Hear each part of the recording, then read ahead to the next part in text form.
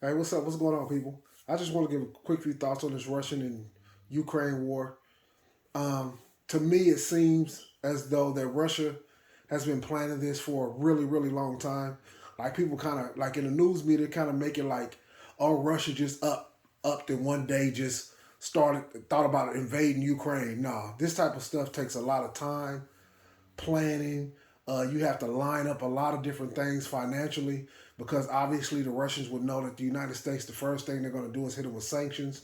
So Russia would already have all their money moved and, have things set up, in a way that won't hurt them tremendously. Obviously, sanctions are already hard to use against bigger countries and against a superpower like Russia. It's going to be really hard to use them because obviously they can maneuver around there using different technology now, like far as cryptocurrency and all type of different ways to hide and use their money now. But I think that Ukraine is in trouble. I knew they were in trouble from the very beginning. I seen a single mom with an AK-47, and they was talking about they was training her up. I said, damn, these people don't have a snowball's chance in hell. The only chance they have is guerrilla warfare. And kind of like what Iraq did with the United States, where you just let them completely invade. You really don't stop the tanks. You really don't really put up a real fight. You let them get really, really close, and then you fight. A close range fight like, excuse me, like IEDs and like surprise attacks, things like that. But I don't see how the Ukrainians can actually put up a real fight. It looks as though the president is probably fled. If he's not fled the country, he's on the back border of the western side of the country where the Russians don't have, a strategic advantage. But this country look like it's falling fast. I heard one of the news media outlets, the man said that Chernobyl was it was a hard fight for Chernobyl, and I was like, no, not if it fell in 6 hours. That's not a hard fight. It seems as though like it looks like that the Ukraine just don't have the military to even sustain a fight. Because obviously there's different militaries and different armies, but that can sustain the fight. But usually that's when you like go all the way out of Russia. Russia, this is their border, so they don't have to fly any tanks anywhere. They don't have to do anything major. They can basically just line up on the border. And they probably been, like I said, they probably been lining up for a long time. Strategically, they have all the advantages. For the West, United States and Great Britain and other UN countries part of the UN, this is terrible for them because it's you in a catch-22. It's damned if you do, damned if you don't. If you're in Europe and if you think you're gonna intervene or really get involved, you can't. Russia's a nuclear power, so it won't be that simple to just get yourself involved. They have a real military. They have a real spy system. They have real what you call them real cyber defense, a real using the cyber to attack. They have all of those things, which makes it more difficult to get yourself involved. I don't see how the United States. I don't see how exactly what they can do other than the sanctions. These putting troops over there, you can tell that the United States is not serious about fighting with Russia because they talk about every time I look up, they talk about, oh, we just sent in 6,000, we sent in 3,000. Those numbers are nothing. That's not going to really do nothing. That would have to be more for like training or, to our perceived show of force, but that's not a real show of force. Because if the United States was serious, initially you'd have seen like 50,000 people would have went immediately, like 50,000 off the rip. You're not gonna try to boost it up to 50 because United States know this is really a no-win situation for us. It really is because you fighting for a country in Ukraine that Russia feels like it belongs to them, and when you ask what language they speak Russian. So I don't know. It's gonna be a hell of a fight. Russia has been waiting for a while to flex its muscle, and this is the time they use to flex their muscle. They would have to think America is in a weaker position now or you wouldn't do this. You wouldn't line up your military up against another country and just invade because you would be kind of afraid of what the United States is going to do. But obviously, Russia right now has no fear. I remember a few years ago seeing the Russian, they had like some new nuclear missiles, and they were called like the Satan 1 and the Satan 2. And I'm like, damn. Like, they not playing, like, when you name your missile Satan, I mean, I mean it explains itself. Like, they ready to end the world. So, I'm not saying that's what Russia is trying to do or they want to, but you could tell the way Putin, in his interviews, like his body language doesn't change.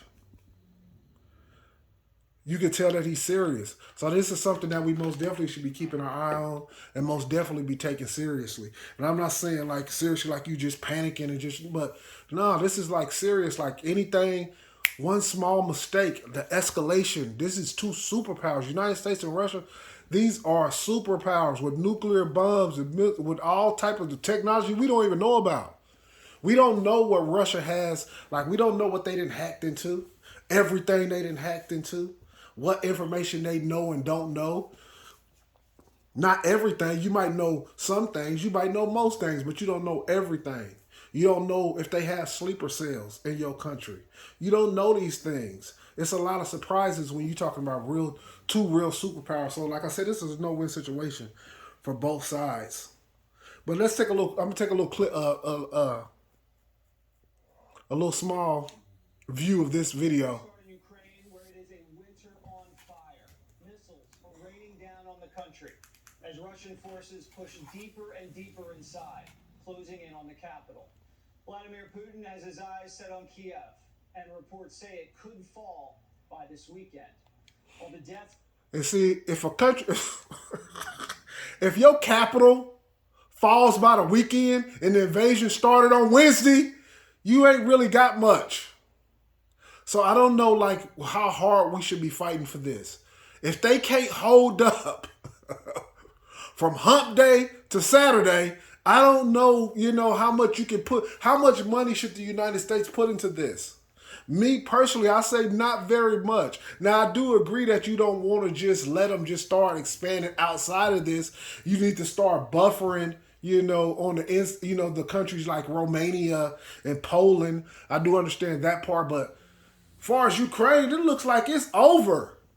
Once they take the government out, it's over. They're going to put in a Russian pro-regime. They're going to be pro-Russian, period. You know that's coming. So once they have that, they can pull their tanks back. They ain't got that far to go. They can pull their tanks back. You talking about a couple 100 miles. They doing that in practice all the time. They wasting that in gas, not doing nothing. They doing that now for a reason. So they have the finances to afford this. So if I was United States, yes, I would try to buffer on the backside and make sure it don't expand outside of that. But this looked like a lost cause.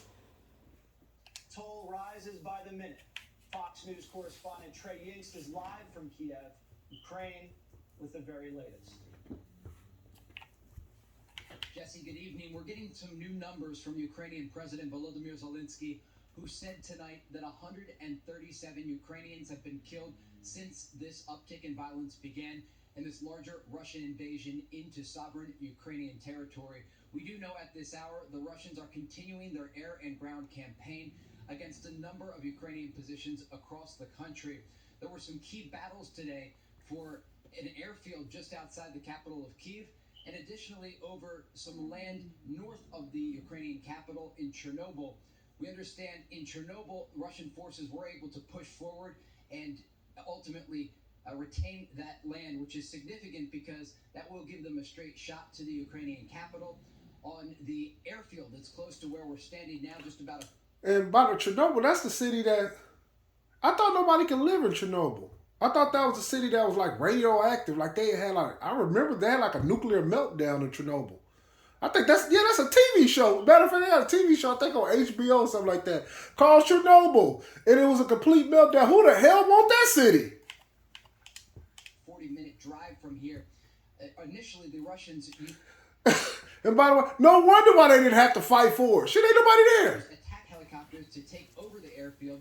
But tonight we are learning from the Ukrainian Defense Ministry that they were able to counterattack and ultimately get that airstrip back, a significant win for a battle that could have really changed the entire situation here, allowing the Russians to bring in more equipment at that airfield very close to the capital. One thing to note here, Ukrainian President Zelensky has ordered the general mobilization of forces in Ukraine. This means that any military-age man 18 to 60 must stay and fight on behalf of the country. Additionally, Ukraine is still under martial law at this hour, and the president is urging people not to go to the streets, claiming that Russian... If you can't control the air, you shot, you whooped. In modern military technology, the way it is, if you can't control your airspace, you toast. Saboteurs have actually made their way into the capital and will attempt to disrupt the flow and preparation of forces here as they prepare for the possibility of Russian troops breaching the city. Jesse? Trey, you say the Ukrainian government is arming the citizens and they're encouraging them to fight for their country. What is your sense of that passion to fight to the death to save Ukraine by the people there? The Interior Minister announced today more than 10,000 weapons were being handed out to civilians. I don't mean to laugh, but that's just... If you handed out weapons and these people are already taking cities... Man, they can't be serious. Is this a joke? They handing out weapons as the country's already been...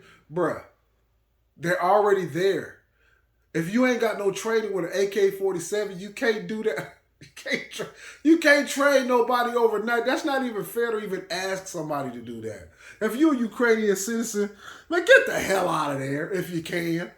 And damn sure don't pick up no guns. Seriously, just surrender. You're not going to win. It's going to get you killed.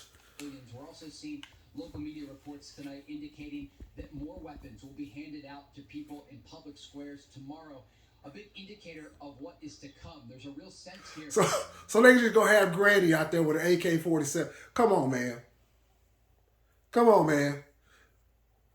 You gonna give Grandpa an AK-47 and tell him to take on the Russian military with no training? Because when you say hand out weapons, listen to me. That's exactly what they mean. They hand them to regular, everyday people. That's desperation. That's beyond desperation. That's tragic. That if those Russian troops make it into the Ukrainian capital, a city with a population of 3 million people, it will not be an easy fight. It will be quite bloody, we understand, because everyone that we have talked to is... You goddamn right it'd be quite bloody. It'd be one-sided bloody. It'd be a bunch of Ukraine blood. And I'm not laughing at those people because this is very serious. But to listen to those two people say that on national TV, knowing what that really means, is ridiculous. Staying in Ukraine, they say they will stay and they will fight on behalf of their country. So if the weapon... They're a damn lie. When them tanks and shit get to rolling down the street and you ain't got no damn training, you're going to throw that damn rifle down. Weapons are there and the forces, the enemy target in front of them. Certainly we will see battles in the streets here, and it is something to look out for as the Ukrainian military will have to keep pulling back from their positions if they get overrun by Russian troops here in Ukraine. Jesse.